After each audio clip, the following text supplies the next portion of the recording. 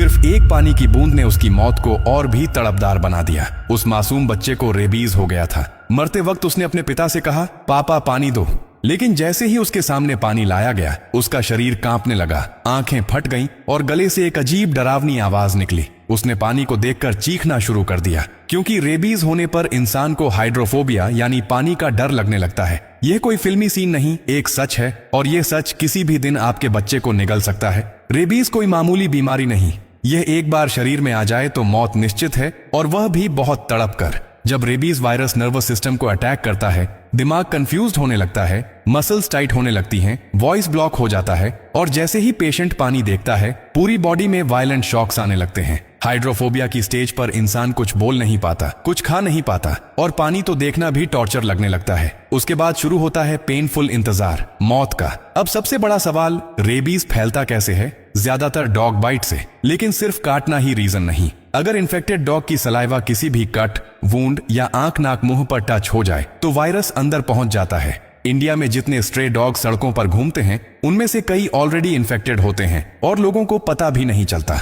जैसे FSSAI और veterinary doctors कहते हैं कि ऐसे डॉग्स को पहचानना बहुत जरूरी है। अगर किसी डॉग की बॉडी ऑलमोस्ट बॉल्ड हो, मतलब स्किन साफ साफ दिख रही हो, फर ना के बराबर हो, तो ये किसी सीरियस इन्फेक्शन का साइन है जिसमें रेबीज भी शामिल हो सकता है। दूसरा मेजर साइन, अगर डॉग लगातार सिर को अप डाउन शेक कर रहा हो, जैसे वो कंट्रोल ना कर पा रहा हो, ये न्यूरोलॉजिकल डैमेज का संकेत है और ये भी रेबीज का स्ट्रॉन्ग सिम्टम है। ऐसे डॉग्स के पास भूल कर भी मत जाना। बच्चों को भी दूर रखना बहुत जरूरी है। पेरेंट्स को ये बातें जरूर पता होनी चाहिए, क्योंकि बच्चे मासूम होते हैं, उन्हें फ्रेंडली डॉग और डेंजरस डॉग का फर्क समझ नहीं आता। कई बच्चे एक्साइटमेंट में ऐसे डॉग्स के पीछे चल देते हैं या उन्हें छूने की कोशिश करते हैं, और बस यहीं एक सेकंड की छोटी मिस्टेक पूरी जिंदगी बदल देती है। रेबीज ऐसा जहर है जो इंसान को लिटरली अलाइव बर्न कर देता है। वो पेन इमेजिन भी नहीं कर सकते जो एक रेबीज पेशेंट सहता है। और भाई, ये वीडियो अपने बच्चों को जरूर दिखाना, क्योंकि रास्ते में अगर कोई डॉग बहुत पतला दिख रहा हो, वीक हो या बार बार राउंड राउंड घूम रहा हो, तो उसके पास बिल्कुल मत जाना।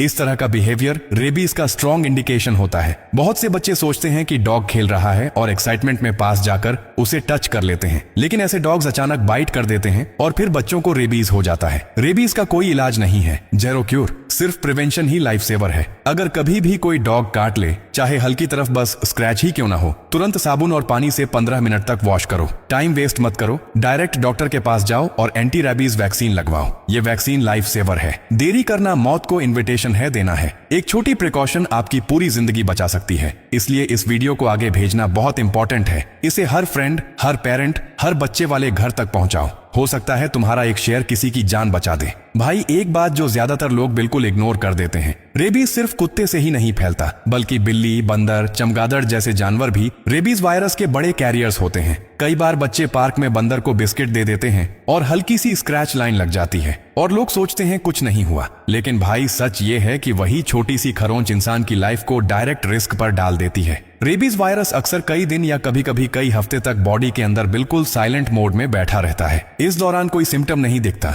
लेकिन अंदर अंदर नर्वस सिस्टम पर डैमेज शुरू हो चुका होता है। और सबसे खतरनाक बात, एक बार सिम्टम्स शुरू हो गए तो no medicine, no cure, no recovery, बस पेनफुल काउंटडाउन। इसलिए भाई, किसी भी जानवर की काट या खरोंच, चाहे कितनी भी छोटी हो, उसे कभी हल्के में मत लेना। तुरंत साबुन और पानी से अच्छी तरह वॉश करो, डॉक्टर को दिखाओ और ARV वैक्सीन लगवाओ। यही एकमात्र प्रोटेक्शन है, यही असली सेफ्टी है। अगर आपको लगते हैं कि वीडियो में कुछ नया सीखने के लिए मिला, तो आप इस वीडियो को एक लाइक और शेयर कर सकते हो।